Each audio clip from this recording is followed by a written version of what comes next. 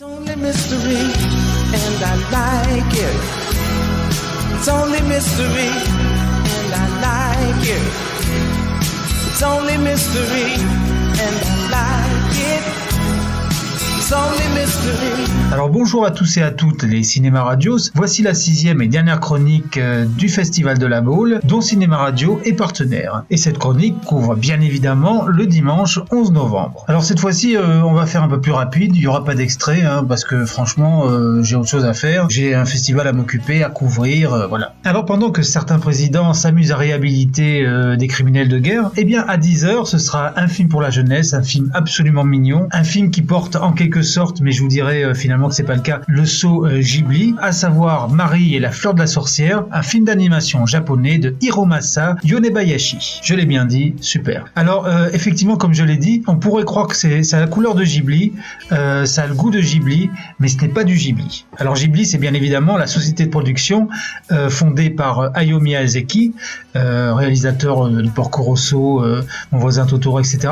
et Isao Takahata, Le tombeau et les lucioles, le film le plus déprimant du monde. Et en fait, ce sont des anciens collaborateurs de Ghibli qui ont décidé de s'associer pour perpétuer en quelque sorte ce studio qu'on a dit mort, mais qui peut finalement renaître de ses cendres. À 12h, c'est la première et dernière table ronde du festival. Compositeur de musique à l'image, une passion pour métier. C'est une rencontre animée par Alex Jaffray en présence des compositeurs de musique de film. Alors Alex Jaffray, comme je vous l'avais dit, c'est un membre du jury qui est compositeur de musique, notamment pour Un gars, une fille, et que l'on peut voir également sur Télématin le matin. En revanche, j'avoue que j'aurais peut-être pu me renseigner, mais je ne sais pas qui sont les compositeurs présents à la table ronde. Désolé, je vais me flageller. À 14h, c'est toujours pas un film, c'est une masterclass de Eric Serra, toujours animée par Stéphane Le Rouge. À 16h, cette fois-ci c'est un film en avant-première, Les Invisibles 2, et en présence de Louis-Julien Petit et du compositeur Laurent Pérez Delmar. Alors Les Invisibles, c'est une comédie sociale qui compte dans son casting